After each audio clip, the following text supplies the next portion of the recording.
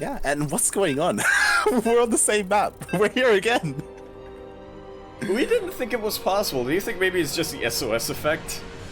You know what? It could just be a regional thing. Like Maybe, it's unfortunate that this is the only tournament that we cast here on the CranKy Ducklings that features like Korean players.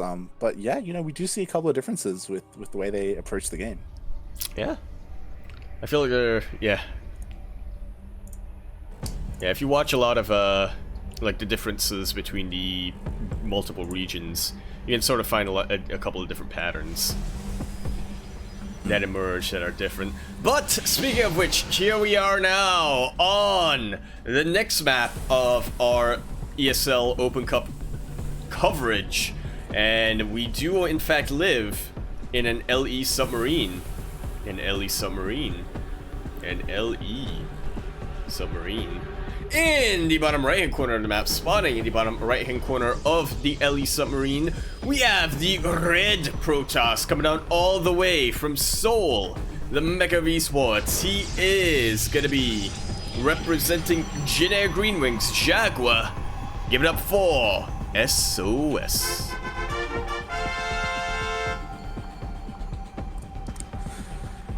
And spawning in the top left-hand corner of Submarine LE, we have the Korean Zerg player representing Afrika Freaks. He is the most fashionable man in all of South Korea. He is Armani. Giorgio himself.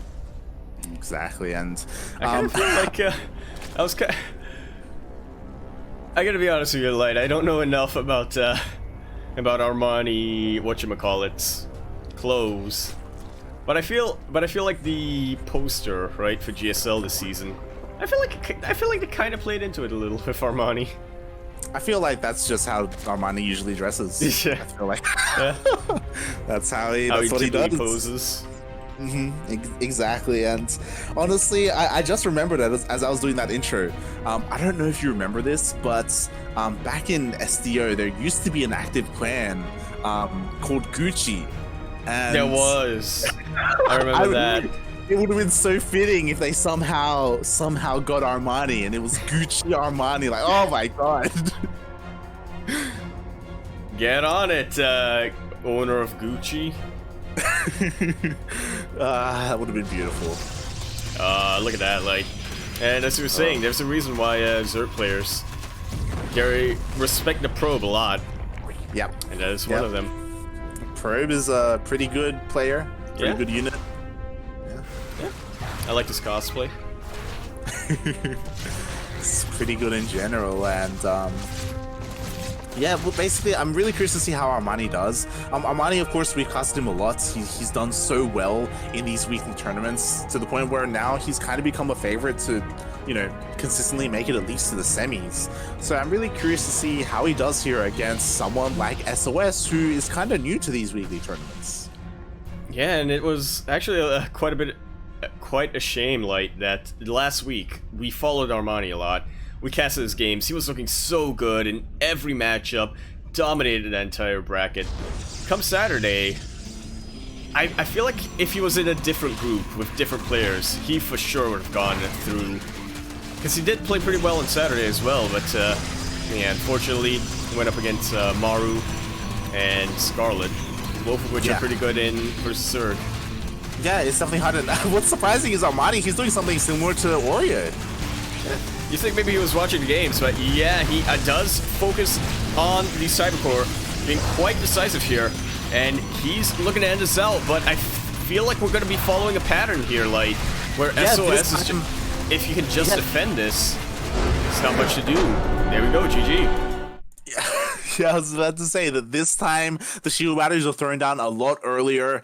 Two actually were thrown down. They finished up, and there was the shield battery overcharge as well available. So just like in game, just like against Oreo, like SOS, he just SOS didn't even use it. Yeah. I do think a bit of a difference here was Armani really went for the throat there, but I feel like that also prompted SOS to just defend even harder here. Yeah, there were slight differences. Like Armani's third base was a lot later compared to Oreo's, which does mean that he, his larva was affected as well when it comes to how many links he would have out on the map. So that may have come into play a little bit, but yeah, like SOS, he was already warmed up for this kind of play. He's like, my guy, you're not the only suit wearer that I've had to deal with today. Suit wearing Zerg player. Or no, copyrighted Zerg player, I should say. Yeah, definitely. Alright, so and we're going... It's the same map, Order Light! Yaku, I'm getting some deja vu. Did we cast this already? What? I'm looking at my phone to check the time, and it says that we're later. It doesn't feel like it. It says that time has passed, but it doesn't feel like it. Indeed. Alright, and speaking of time passing, we are now on to Everdream LE Ideally Edle, where time is but an illusion. In the top right hand corner map, spawning in the top right hand corner of the map, we do in fact have a red Protoss coming down all the way from the land of Korea. He is the Kukaracha of... I'm trying to find something that rhymes. Of Jaguar himself, representing Jin Green Wings, we have SOS.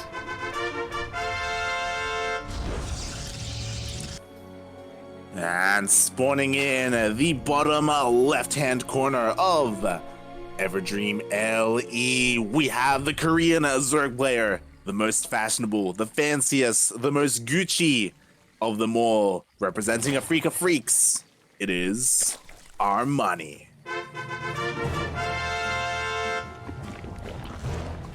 Alright, is SOS gonna go for Stargate Oracles again? I would love him to. I would love the game to just pan out in a similar fashion. The exact same way, yeah. We were like, all right. So the first Oracle goes in, gets 5 workers. The second Oracle goes in, stasis is 5 workers. Yeah, it would be a point, right, where we evolved from always casting Armani to always casting the same CVP. Oh god. Yeah, again, I'm curious to see how Armani plays this out, because we didn't get to go into it because game number 1 was so quick. But obviously, like, Armani, he's a pretty solid Zerg player. You were talking about his GSL run and how, it's always rough to be in a group with Maru, right? Like, you have to kind of aim for second place. And it's a difficult situation to be in when you're up against a player like Scarlet, who's become very unpredictable in recent times. Definitely has. Although if one thing is predictable from Scarlet, it's her ZVZ. Yeah, it was some interesting play styles. Like, she had like a proxy hatch or like a ninja base, which she commented on as well. And it's a shame that Armani, his GSL run ended, but that doesn't mean that he can't continue to compete here in the weeklies and earn some money this way instead. Exactly. Hopefully even some ESL points as well. Yeah. Gotta get to Katowice, man. God. Is Pro still alive? Yeah. But does get taken out in the end. Step trying to come in, just seeing what kind of scouting can get done. Will confirm that there's a third base, or should I say a natural base. Yeah, the drone's a little bit vulnerable, and nicely done by Armani. He hasn't lost any here at his natural quite yet. Yeah, loving these reactions. So, yeah. Split second. Nicely done there by Armani. He does eventually situate his third base. He's going in with an Overlord, trying to see what his opponent's going for, but no tech so far in the main base. No tech, period. And it's started out as soon as the Overlord. Double Stargate coming out from SOS here. This is going to be Mass Disruptor in it. It might not be. It could still be Mass Phoenix. But a man can dream. Say Mass Disruptor? Yeah, Mass Disruptor. It's fallen out of favor recently. But if there was anybody who would throw it out, it would be the original Mass Disruptor player. All right. If you say so. That didn't sound very convincing to me, like. If you realize that you kept saying Disruptor and you meant to say Oracle, I don't... Did I say Disruptor? You said... You kept with that. Did I say Disruptor? Yes, I even asked, did you mean Disruptor? And you're like, yes. Did you double down? You're like, yes, Disruptor. It's 4 out of fashion, but if everyone's going to he is not like, what? I meant Oracles. See, Look, those round units. Those round units. Look, those round Protoss units is what I meant. Hashtag Protoss units aren't all the same, alright? Just right, but it's actually going to be Phoenix. Yeah, this is a little bit more standard. And you know, if you meant to say Oracles, I would have agreed. I didn't mean to say Oracles. Yeah, but yeah, it has fallen out of fashion. If anyone was gonna do it, SOS was, but he's playing this a little bit more standard. I say standard. Double target is still something very scary that needs to be scouted. Otherwise, it could deal a lot of damage. Indeed, it will. I feel like we've said it multiple times here, Light, but yeah, double Phoenix production is something that really snowballs the more it goes unchecked. Yeah, because, you know, they're going to be hidden in the main base, they're slowly going to build up in number, and then they're going to finally go out and just kill everything in sight, whether they're Overlords, Queens, high-tech units like Ravagers and Banelings can be picked off as well. Like, there's just so much potential with them. Yeah, Armani still hasn't quite seen it. This is a pretty healthy count of Phoenixes coming out here, Light. Oh, yeah. It keeps on coming. Yeah, it's only going to get bigger from here, so we'll see. I mean, there is obviously a transition. It isn't just solely Phoenixes, but here we go. They're pushing out on the map, and it looks like Armani may have caught a glimpse of it. Yeah, barely caught one of the wings. See what he does with that. Yeah, I mean, they're here. They're here, and what is there as a response? A queen that's going to be picked up. Dead queen, yep. And now we see it, yeah. This is why double Phoenix can be, not double Phoenix, sorry, mass Phoenix in my mind is actually a lot scarier than mass Oracles. Because they just kill these probes so quickly. Yeah, and it's not limited to pros, whereas Oracles, like, they have a hard time dealing with Queens because they're so beefy, but Phoenix is in high enough number, like, they don't even care, and... 8 of them already go down. Yeah, or 8 drones, I can say. And it's just going to keep ramping up. Not a single Phoenix has gone down yet.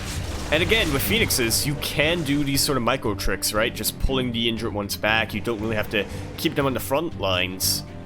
There's a lot more sustainability. And it's important to note that, you know, some players, they would continue Phoenix production, but SOS, he is transitioning out of this, throwing down his Twilight Council, working on his Immortal production as well. Like, this is just a transition period for him, and it's just dealing so much damage. It is. What is that? 13 drones going down this game? Yep, 13 drones. And as you were saying, we are getting a transition out of SOS.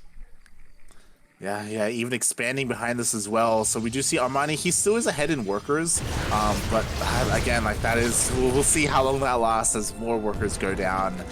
It looks like Armani was trying to go for a 4th base as well. I believe he was, but we all saw how that went down. Alright, there's that 4th base being thrown in. And these Phoenixes are looking to pounce on something. Yeah, SOS just has so much sustain with them. Yeah, the disheartening thing is that these Phoenixes are just continuing to deal more and more damage, and this isn't even what SOS is, like, aiming for to kill his opponent, you know? This is like a, like a stepping stone for what he's really going for. One Phoenix so far. Oh, yeah, this entire game, he's lost 1 Phoenix and 1 probe. That he has, but I suppose you could also make the argument that SOS has been macroing up a lot slower than Armani has. Yeah. But at the same time, I would counter with, yeah, but it's ramping up in the mid game, and what does Armani have to deal with this now? Yeah, what indeed, especially since Armani, he's investing into Corruptors, which will be able to deal with these Phoenixes, but this is money that he is investing in his ground army, and that's what's really concerning at the moment, as we do have the Immortals starting to push in. There's a decent link count. Another Queen gets picked off, though. The Roachborn is also a little bit exposed. I'm just watching the crowd control right now, Light. I'm just thinking, how much potential does SOS have to just take... How many units can he take out of commission with his Gravitons? Yeah, that's the question. And so far, Armani has done a decent job picking off these Phoenixes, and he's gonna need to keep these Corruptors alive to try and maybe snipe that Warp Prism to end this push for SOS. But SOS is starting to push in. He really is. And this is looking pretty unstoppable right now, Light. I'm not sure what these Corruptors can really get done. They are pretty much just dead supply, and not a lot of sentries. Okay, there are actually quite a number of sentries. And Armani does have some Ravagers to deal with force fields, but the amount of energy that these sentries have, I feel like that's not going to be much of an issue. I do like the idea of sending these Lings back, trying to get a bit of a flank. And good snipe on that Warp Prism does mean that SOS doesn't have a lot of sustainability here. But is it too late? We already see him making headway. The force fields was so good that the army of Armani was basically split in half, and one half was fighting without the other. All the Lings went down. And to be fair, the one thing going for him is that only one sentry remained alive. So SOS, he did pull back. He didn't feel too confident to keep pressuring. But the Roach Worm went down in the middle of that, and Armani has to be careful not to overextend. He definitely does. But I think he's also realized that he's sending Corruptors out now, just to see if he can get some rogue tech or even a base if SOS will allow it. Yeah, like SOS is a little bit out of position with his main army, so maybe these Corruptors can find something. This does mean that the anti-air is limited here to deal with the Phoenixes, though. Indeed it is, but what's the Phoenix going to do against a Spore Crawler? It can take out some drones, but after a while, eventually it's going to go down. These Corruptors really starting to get damage done here. He's gonna get it, he's gonna get it. Probably not with battery overcharge up. And Armani's committing to this, and I don't think he's gonna get it, Light. That was expensive.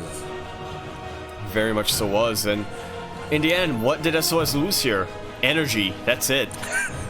That's energy and shields. Like the Nexus stands strong. Like the shield battery just kept it alive again. If it was a different patch, maybe things would have looked a little bit differently. But nicely done there, activating that shield battery overcharge, keeping the Nexus alive. And now SOS, like he has transitioned. He's working on disruptors. Disruptors. We got oracles on the way. He's doing it. It's the round ground unit coming out.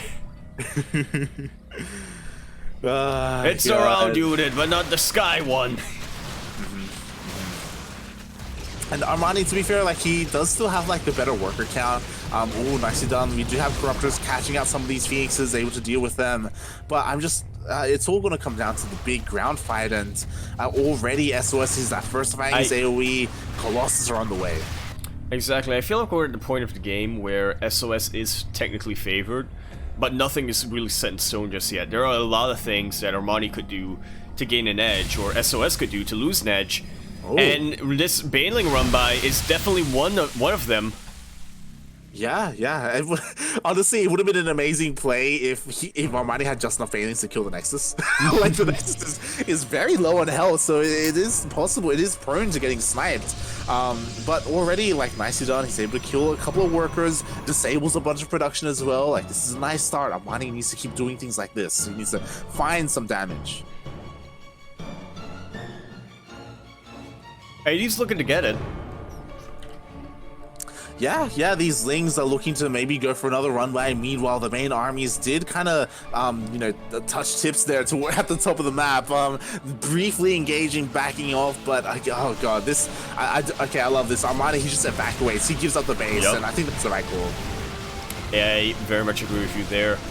It's even better, it's even doubly the right call when he actually committed to evacuating. A lot of these Overlords will go down, and this will keep Armani supply capped for quite some time. But if we look at it, Armani was almost maxed out. SOS looking to max out as well, and yeah, some pretty good damage being done. You know, three probes and just depowering one Warp Prism, or not Warp Prism, Warp Gate. I'm just really curious to see how Armani plays this out, because we just saw, like, in a head-on engagement, he can't win. He has to try and avoid this fight until he has exactly what he needs. And so far, he's done a decent job. He's been able to harass a little bit. He's been able to poke in and out. But SOS, now he's rotating down. He wants that fight. He would be favored in that. But, like, there are these angles, like, if Armani's able to pick off some Colossus with these Corruptors, is he going for the Nexus again? I feel like he is. He is He's sending them around. He's shift queuing them. Yeah, and SOS, he's taking his time to push into creep, so he's giving Armani time to maybe snipe the Nexus and then come back home with the Corruptors, but the main armies are so close to engaging. Yeah, we kind of see there already a couple of units being taken out from Armani before the main fight happens, and 10 probes went down. I'm not even sure where that was. Ah, right, it's the Banelings. Yeah. And Armani does get the Nexus. Unfortunately, that is a pre-mined out Nexus, and now he's really got to face with SOS's main army, and I'm not convinced that he will. Yeah, that's the problem. 2 bases are denied here for Armani, and I mean, again, like, they're both kind of similar supplies, but SOS, I feel like he has the higher tank, the better army. Exactly, being similar supplies just means that the Zerg player is not favored. Yeah, exactly. Like, the Zerg player wants to trade and then remax or remake the army to then win the engagement, if the supplies are similar. So Armani, he's having a little bit of trouble doing that. Like, he understands the situation he's in. That's why he hasn't tried to go for a big fight. He's trying to deal what damage he can, but eventually he's going to be forced to deal with this. Exactly. And one thing that I do like coming up from SOS is that every now and then he does make his units exposed, right? He makes his, he exposes his Disruptors or his Colossus. Very good Purification Nova coming down. The Corruptors are starting to come in, but is it too late? These Corruptors not even focusing on the Colossus. Gonna have to focus on those Phoenixes first. And now I think the Colossus are falling, the Disruptors are falling as well. There's no more AoE, just gateway units here for SOS. Can Armani make enough units to hold on? It's gonna come down to the Blink Micro, I think. Yeah, he's making so many lings right now, and maybe it's a good Blink. And there we have it, a couple more rounds on those gateway units. These lings trying to get something done, but they are just being taken out of commission. SOS taking out the Overseers. These DTs could get quite a bit done. Oh, yeah, but I don't think they even will have to. Yeah, they're kind of securing this for SOS. Meanwhile, the Corruptors are dealing damage across the map for Armani. If Armani's able to deal with just these Stalkers, then maybe he can hurt him enough. Oh, he recalls. He does. Takes a big chunk of these Stalkers back in. Battery overcharge, it's good, but not that good. So thankfully, the Stalkers were able to save them in the end. And I don't favor Armani's position at all, but he's bought himself a bit of breathing room. Yeah, like, he was so close to, if he was able to defend, and if those Corruptors were able to kill that base, then I would say that they would be kind of almost in an even situation, but SOS, he was able to keep both of his remaining mining bases alive, and that is so crucial at the moment for SOS to rebuild his army. Exactly, look at that, already saturated, that fresh base. Meanwhile, Armani is really running out of options. Yeah, and something that's really awesome to see that, like, I never really thought of, and I don't know if you did either, like, this game would have been so different if it weren't for shield battery, and it wasn't used in the normal way that we see it used, right? We normally see it used defensively against pushes, but against Corruptor harassment, like, it's ideal. Yeah, I mean, I've thought of it. I've never really thought of it, I've never seen it come into action until here today. Yeah. It's I mean, it's not that often that you see a Zerg player really decide to go in with those Corruptors. Nice little Baneling run by, taking out the freshest of SOS's bases. Yeah, 14 probes went down again. This is really nicely done by Armani. Armani is ahead in workers, and now finally his hatcheries are starting to finish up, so now he can start mining. But we do see there, it looks like SOS is looking to try and push out. He has reestablished himself. He has those robo units, those Disruptors, those Immortals. Not a lot of sentries though, which could, depending on how this plays out, could be a major factor or just a non-factor. Yeah, we'll see. Again, like, there was that one good Disruptor shot in the previous engagement, took out so many Banelings. Like, if that happens again, I don't know if Armani's going to have enough to hold. I really don't think he will. Yeah. Like, all right, we're about to come down to. Yeah, we're about to get into a situation where we're trading hatch tech for gateway units, or it's going to be hatch tech units versus gateway units. The Purification Nova does not quite get the Banelings that it wants, but does act as a little bit of zoning there, and yeah, this is not looking good for Armani. But if he's able to collapse on top of this army of SOS, oh god. Yeah, that was 4 disruptor shots. He has 2 more left available to him. He denies the base, and SOS. I do like that he's not committing. I feel like if he commits, that may give Armani an option. So he rotates around. He's taking his time. He's kind of feeling out the situation. This is giving Armani time to make more banelings. It is, but also giving him time to lose Ravagers to Purification Novas. Yeah. It's another really good thing coming out from SOS right now is that he is using them purely for zoning. He's not just throwing them out there trying to get some damage done. Okay, now he does, and unfortunately doesn't get much. Yeah, now the Purification Novas are on cooldown. But here's one, and it does get a lot of Ling Bane. And 1 was all he needed to just put a stop to Armani's pressure, to his push, and now he's forced back once again. He's trying to macro up, making 22 Lings in production. It's just so difficult to engage when there are so many disruptors. And that's another really good Nova, and another one coming out. Honestly, just looking at supply, I'm surprised that SOS doesn't just F2A move across the map. Oh god. Okay, now he does, so thank you for listening to me. SOS, GG's called. SOS gonna be taking game number 2. I forgot that was game number 2. I thought we were in the first map. I also forgot what we're supposed to.